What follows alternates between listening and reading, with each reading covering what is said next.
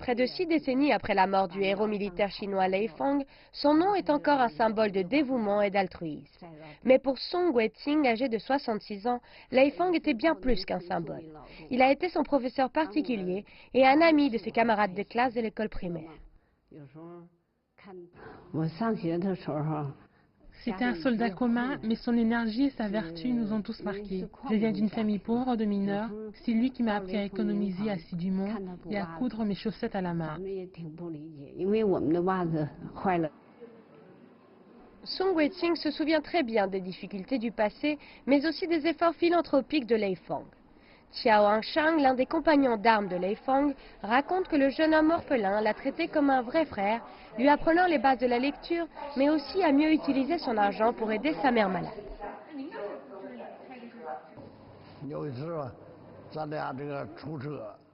Une fois, nous avions du mal à faire monter nos voitures dans une colline escarpée. Soudainement, il a remarqué que des villageois avaient des difficultés à bouger leur cargaison.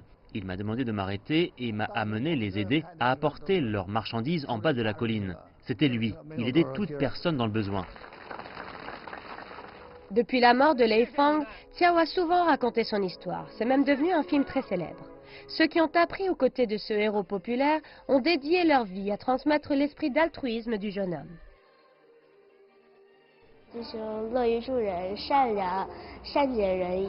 Alors que les Chinois rendent hommage à Lei Feng, beaucoup estiment que son esprit d'altruisme est encore important aujourd'hui pour échapper au culte de l'argent, à l'indifférence et au manque de confiance. Toutefois, pour beaucoup de personnes, rendre hommage à Lei Feng ne passe pas par ces événements commémoratifs une fois par an, mais par des habitudes d'altruisme quotidiennes. L'équipe de Pan Baojun, nommée en honneur à Lei Feng, offre des pédicures et des coupes de cheveux aux plus démunis à Fushun depuis des années. Nos niveaux de vie sont bien meilleurs aujourd'hui, alors nous devrions être capables d'aider davantage les personnes dans le besoin, comme Lei Feng l'a fait. Pour ces bénévoles qui apprennent de Lei Feng, l'intérêt collectif n'est pas le seul objectif. Aider les autres leur permet aussi de voir apparaître des sourires sur leur visage.